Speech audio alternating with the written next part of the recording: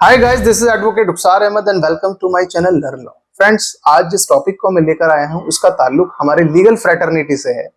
उन एडवोकेट से है जिन्होंने अभी अपना करियर शुरू किया है या वो अपना करियर शुरू करने जा रहे हैं। एलएलबी पास करने के बाद, चाहे वो आपका 3 साल की एलएलबी हो या 5 वर्ष की एलएलबी हो, उसके बाद किसी भी एडवोकेट का सफर बड़ा ही मुश्किल होता है। आप अपना बार के अंदर रजिस्ट्रेशन कराते हैं, एलएलबी के स्टूडेंट्स रजिस्ट्रेशन कराते हैं।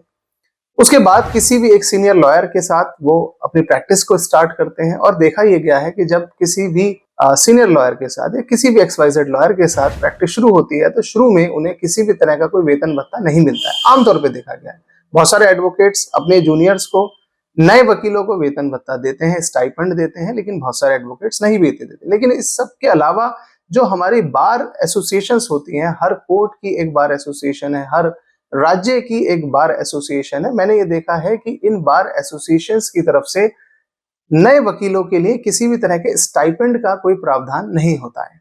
अब प्रॉब्लम कहाँ आती है कि एक एडवोकेट जिसने इतनी मेहनत करके एलएलबी पास की, उसके बाद वो वकालत में आया, उसको एक कोर्ट से दूसरी कोर्ट में जाना है, ट्रैवल करना है, अपने घर से कोर्ट तक का ट्रैवलिंग करना है, रोज का एक एक्सपेंस होता है जिसमें कई हजार रुपए महीना उसकी अपनी पॉकेट से खर्च होते हैं। लेकिन पूरे पूरे महीने तक अपने सीनियर्स के साथ काम करने के बावजूद भी उन्हें कोई स्टाइपेंड नहीं मिलता, जिसकी वजह से या तो वो डीमोटिवेट होकर वकालत को छोड़ देते हैं या उनका स्ट्रगल इतना मुश्किल हो जाता है कि उन्हें जो कामयाबी 2 साल में मिलनी चाहिए थी, कभी कभी उन्हें 5 साल 10 साल भी उसको हासिल करने में लग जाते हैं। तो एक ऐसे ही मैटर में मद्रास हाई कोर्ट के अंदर एक याचिका फाइल की गई, जिस याचिका का नाम था Farida Begum versus the state of Puducherry. Madras high court के अंदर ये पिटीशन फाइल की गई और इसके अंदर ये आवेदन किया गया कि 200 ऐसे आवेदन हैं जो कोर्ट के अंदर पेंडिंग है और उनके ऊपर अभी तक भी किसी भी तरह का कोई स्टाइपेंड बार एसोसिएशन की तरफ से, बल्कि तमिलनाडु बार एसोसिएशन की तरफ से कोई भी स्टाइपेंड नहीं दिया गया है,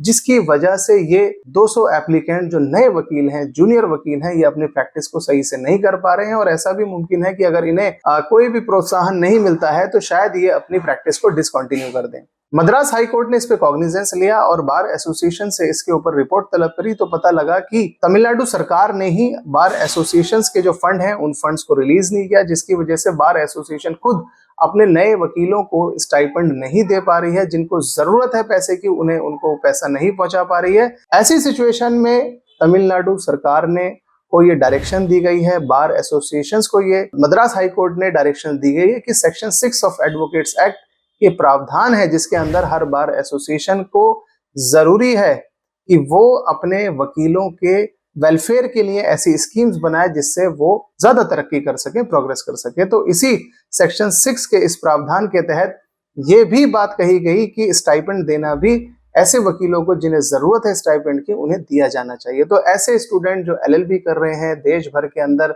वो किसी तरह से एक अच्छा वकील बनना चाह रहे हैं, स्ट्रगल कर रहे हैं, उनके लिए खुशी की खबर है।